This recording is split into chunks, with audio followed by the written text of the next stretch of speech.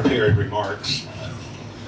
Someone else is new. Yeah, I know. You like mustard? Alan Harris. Now, for those people who have not heard Alan Harris, you're about to hear Alan Harris, and Alan Harris is a poet. He's going to come up here and be Alan Harris. Who else could he be? Well, who else could he possibly be?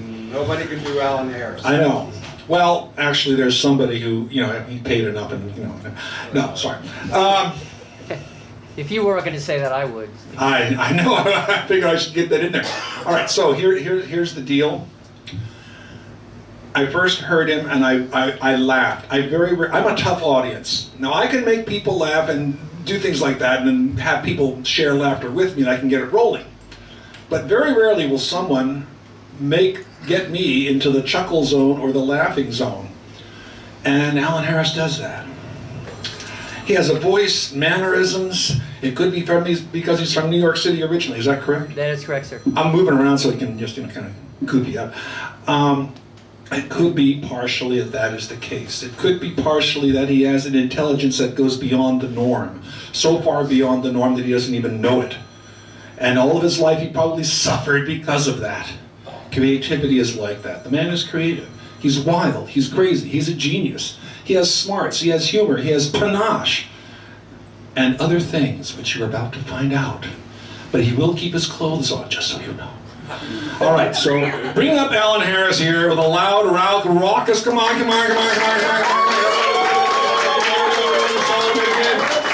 gotta make sure this is right for you, Alan. I was called. I am sure. So are you going to put this back on? Yeah, There we go. Oh, you're good. This is right.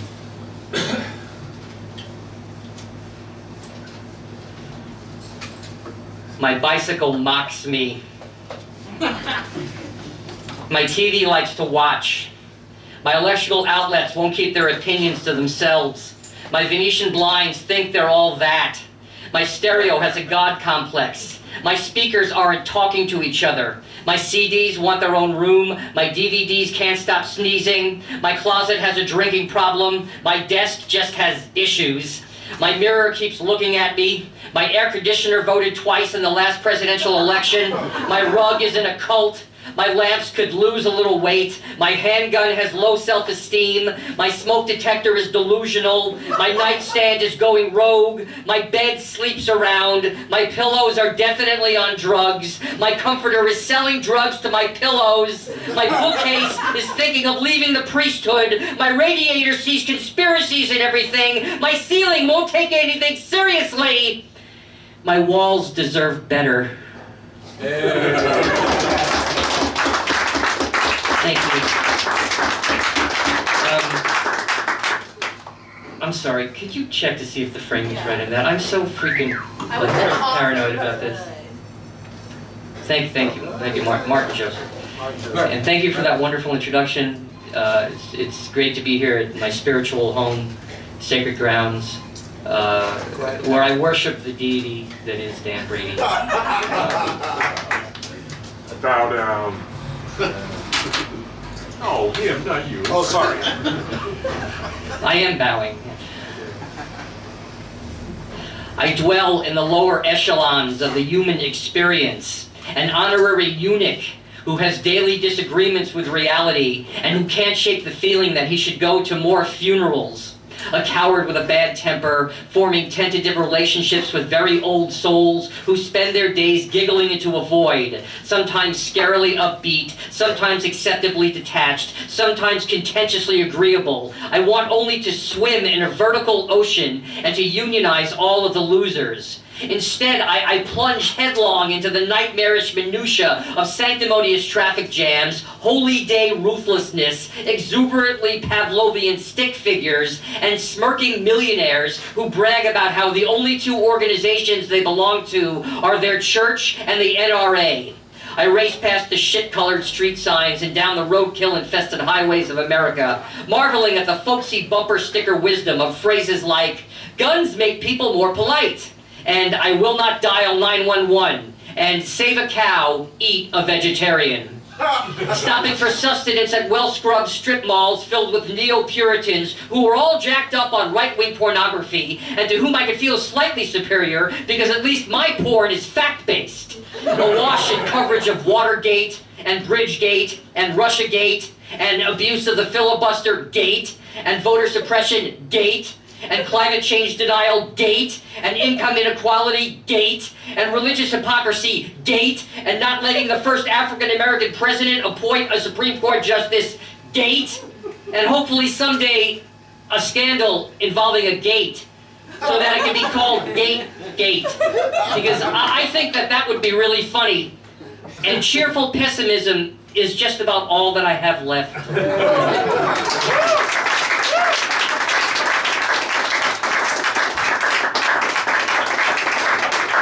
This is something relatively new. I tend to write lists. I write a lot of things that are in the form of a list, and this is definitely that.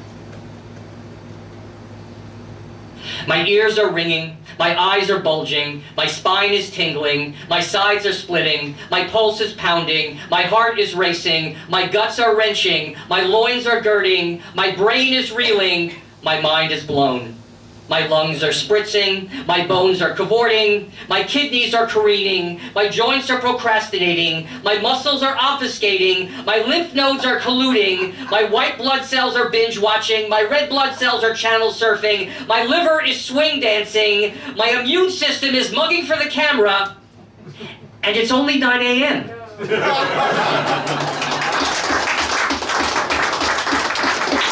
Thank you. This is something that I wrote about 20 years ago, and I don't read it too often because it's kind of a downer. But so enjoy. When people die, almost all of them go to hell because heaven's standards are just too high, and almost no one can meet them. So hell is packed. It's wall-to-wall people, like a Saturday night at a Red Lobster. Well, heaven, on the other hand, is completely empty, except for a few souls. Abraham Lincoln, Mother Teresa, Joey Ramone. But now there's one more. A little old lady who was miserable on earth. So God took her out and brought her up to heaven, where she's still miserable. Complains all the time. It's too cloudy. You can't smoke anywhere. Who's this Joey Ramone person? He smells. And it all started when a paramedic called it at 6:03 a.m. on an otherwise sedate Monday morning. By 6:05, greed and hypocrisy had begun leaking from fissures in the earth. Cars were kidnapped, money became a constitutional right, heartbeat futures plummeted, centers of attention shifted, sympathetic Amway vultures puked, would-be corporate moguls got their scripture fix, nostalgia got a MasterCard in the mail, mucus coughed up a smoker, superstardom broke a tooth, a pulse checked itself, cats beat the crap out of dogs, sex lost a game of chicken, and a subway crashed into the sun. Soon a deadhead was flashing a peace sign and barking orders, and everything was set for an open mic funeral, where a gray beard dropped a yarmulke bombshell, a microwave oven broke into tears, line dancers juggled damaged kidneys, and I ran through the temple screaming, "Save the planet! Grieve less! Recycle more! Grief is for suckers!" But no one got it. So I fulfilled my sticky gravesite obligations, and then an old friend came along and supplied oblivion. I found myself in a haze of freeway memories, where billboards proclaimed, "Lies don't die," "Frozen food raised me," and apparently Hitler just needed a hug. I passed through some dysfunctional girlfriend meeting places and wound up in a cul-de-sac where ambiguity lingered, art and nonsense were making out, and punctuation was terminal.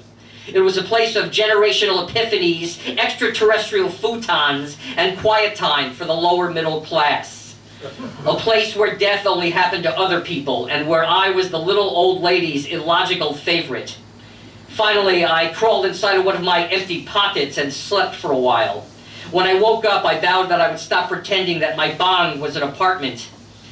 And up in heaven, the little old lady, for the first time in her life, or afterlife, was smiling.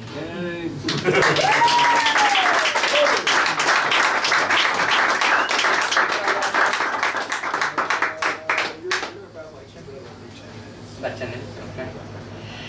Speaking of God, I have a very left-wing view of God. I like to think that God is a weed-smoking, union-loving, public education-friendly, sex education advocating, non-gun-owning, pro-choice, anti-animal testing, socialistic, cross-dressing, vegan, bisexual feminist who digs Karl Marx, Friedrich Nietzsche, William Burroughs, Lenny Bruce, Robert Mapplethorpe, early Rolling Stones, John Lennon's Imagine, Monty Python's Life of Brian, and the delicious irony at the end of each episode of The Twilight Zone. And who wishes that people would stop thanking him or her when they win awards because he or she doesn't give a damn who wins Oscars, Emmys, Grammys, SAG Awards, Source Awards, CMA Awards, and especially People's Choice Awards. And who doesn't get the popularity of pseudo-messianic, uber-materialistic, racist, warmongering, asshole TV and radio talk show hosts who are most definitely and quite obviously going to hell. And who doesn't care what you call him or her, as long as you don't shoot at or try to blow up people who call him or her something different. And who would consider it a personal favor, please and thank you, if organized religions were a little less organized around ridiculous rituals like the smearing of ashes across foreheads, and a little more concerned with the practicality of giving tangible help to those who need it, like it says to do in that unreadable book that they claim to love so much. And who would like it very much if people who are lucky enough to have the right to vote would take that vote seriously enough to not base it on their fears and prejudices and a warped interpretation of the archaic language found in documents that are hundreds of years old. And to not vote for someone who claims that God told him to run. Because no one who my God wants to see in office would brag about it. And that's because my God is an atheist.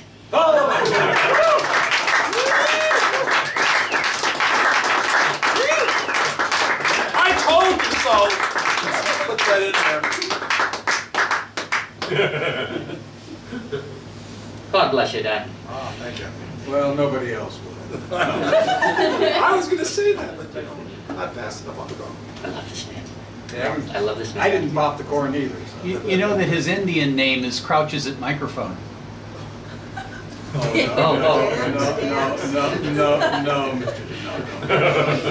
You better continue, Alan. Better get on with it. I've lost control of Right. Don't let us get started. You've got the mumbling. Don't get me wrong, the voices in my head mean well, but the truth is I would kill to be normal. Rather than sipping from the proverbial lysergic juice box, I would rather be a member of the smirk demographic. An eloquently robotic purveyor of phony authenticity, hyperactively interactive, indirectly misdirected, working for nothing more than a chance to spend my incredible shrinking weekend guzzling deep-fried beer while watching violently masturbatory and/or homoerotic sporting events on the tube. But unfortunately, I'm too busy aging ironically, beating up trees, trying to avoid friends I've never met, fashioning a persona out of charming dissonance and edgy wholesomeness, all the while haunted by the image of the homeless man standing on a street corner holding up a crudely lettered sign that says, "Between Two Worlds," and the bumper sticker that demands, "Honk if you don't exist." And what if I don't exist because I'm between two worlds? That would actually explain a lot. Like the fear I live with that I'm a figment of someone else's imagination, and the other fear I live with that I'm a random genetic mutation, and the other fear I live with that I'm becoming a sedimentary layer, and the other fear I live with that I'm just killing time until time kills me. And the other fear I live with that the Beach Boys might record another album. I'm like a blind person who's afraid of the dark. Fist bumps make me nervous. The phrase "nothing burger" sends me into a fit of uncontrollable rage. I have self-esteem issues because I don't live in a swing state. And I'm obsessed with finding the answers to life's big questions, like, can a sock feel pain? Are all compliments lies? Is a cursory like on Facebook the new pity fuck?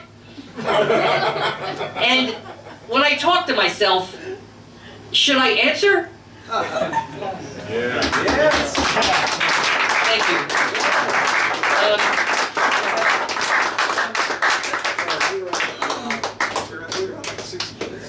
Don't pay attention attention to this. This is wrong. Read them all. That's wrong. Oh, is that why it's there? Yeah, that's wrong. Okay, gotcha.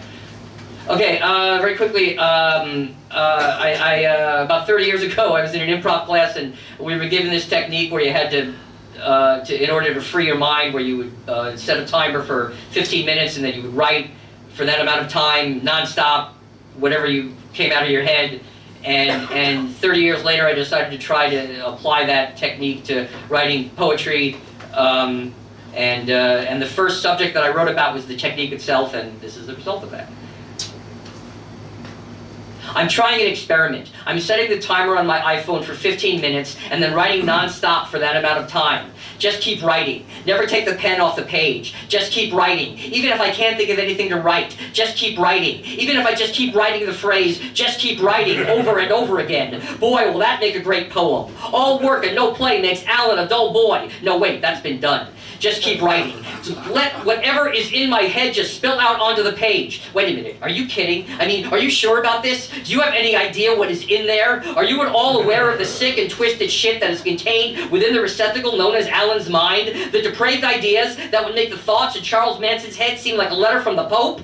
Do you really want those cerebral etchings from the psyche of a madman to be let loose? This was a terrible idea. I could be unleashing forces that might very well change the world in horrible and irrevocable ways. I need to stop this. I need to put the depraved cork back in the bottle. I need to put the sick and twisted toothpaste back into the tube. I need to shut, lock, and board up the door to my mind. Go back to writing the kind of glib nonsense that people will forget about 2 minutes after I've read it to them.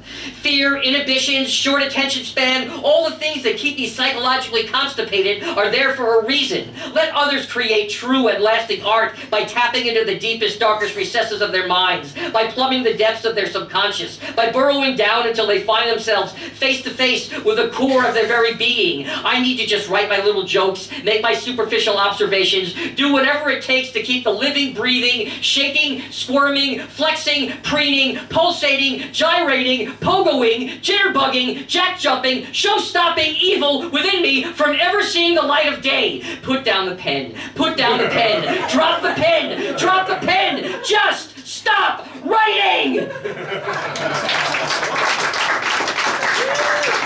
Thank you.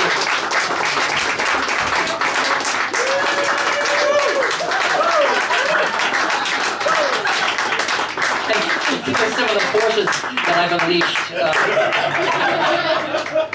Each day is like a machine in which sometimes, but not too often, the gears mesh smoothly, while most other times they grind and smoke and screech. And there's one part of me that just stands there, masochistically waiting as the pieces fly off in all directions, hurtling through time and space, on their way to taking out one of my eyes or splitting my nose in two, while another part of me fights back with casual aggression and formulaic edginess against the idea that I'm trapped in a mindfuck of my own making, in which patterns start forgetting things, a U-turn makes a U-turn on a one-way street, the promises of a distinctly American ego keep getting broken, the fine line between everything and nothing disappears completely, and I win a staring contest with a corpse.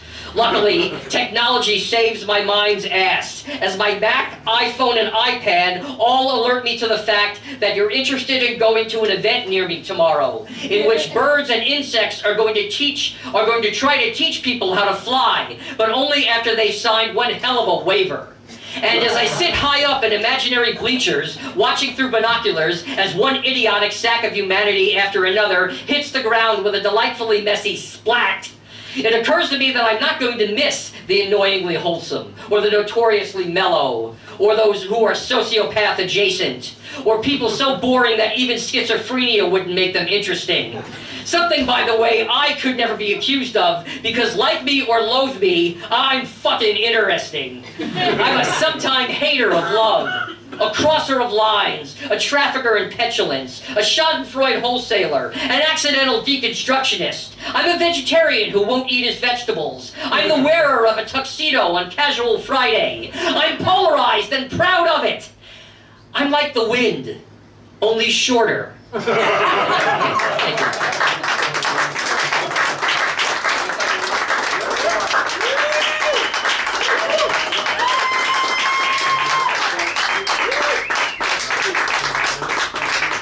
Thank you. Thank you very much. This will be my My last piece, you've been terrific, far more than I deserve. Oh, Al. Did I pull that off or no? No. What'd you say? I knew he doesn't listen. I knew he as soon as he introduces the poet, he sits down and just sounds it.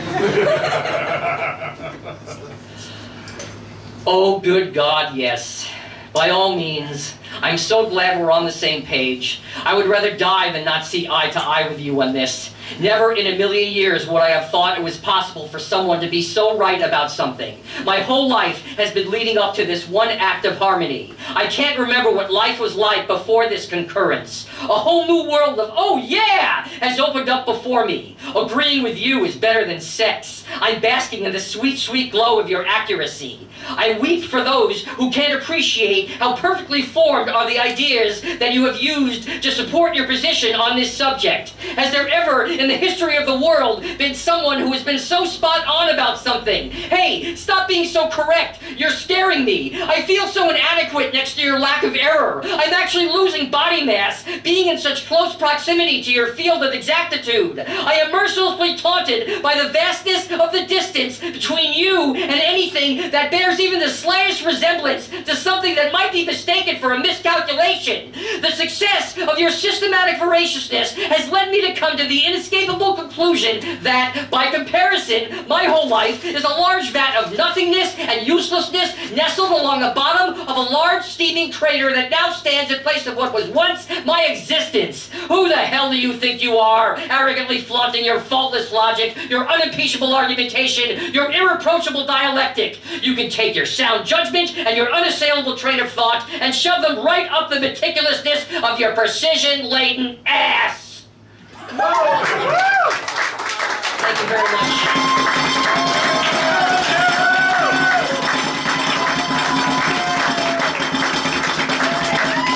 I am listening to you all. Alan, any books for sale? Yeah, Al, do you have books with you? Yeah, I have books, yes. He has books with him, so you should see him about those. They're hot. We're going to take